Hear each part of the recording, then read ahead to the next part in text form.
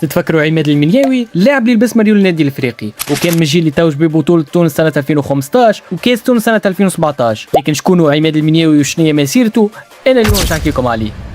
المنياوي بدا مسيرته مع الترجي الجرجيسي سنة 2011 قبل ما ينتقل للجريدة الرياضية بتوزر ومن بعدها النجم المتلوي. لكن في صيف 2014 جات أكبر محطة في مسيرته. عماد المنياوي صحى مع النادي الإفريقي وين قضى 3 مواسم. ساهم في تتويج الفريق ببطولة تونس سنة 2015 وكاس تونس سنة 2017 ومن بعدها غادر النادي الإفريقي ورجع مرة أخرى للنجم المتلوي. لكن الحاجة اللي خلت جماهير النادي الإفريقي تبقى تفكروا بالخير هي العلاقة الخاصة اللي كانت تربط عماد المنياوي بالجمهور الأحمر والأبيض.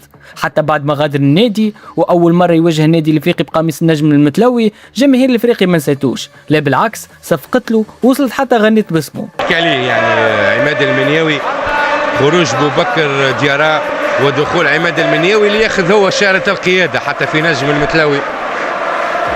ومحليها الكورة يعني بين انه ملاعبي يخلي يعني كان الاثر الايجابي في جماهير لقطة كيما هكا يزيد أكد لنا العلاقة القوية بين جماهير النادي الإفريقي وعماد المنياوي. مع نجم المتلوي يلعب 3 مواسم وبعد ينتقل النادي الرياضي بحمل نلف.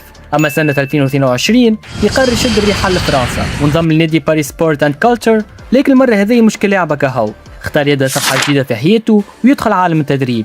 وخلال الموسم 2023-2024 نجح في الحصول على شهادة UEFA B، والشهادة هذه تعتبر من أهم الشهادات الأوروبية في تدريب كرة القدم. اليوم عماد المنياوي يخدم كمدرب في أصناف الشبان ويساهم في تكوين جيل جديد من اللاعبين، من لاعب رفع البطولة مع النادي الإفريقي إلى مدرب يصنع نجوم المستقبل.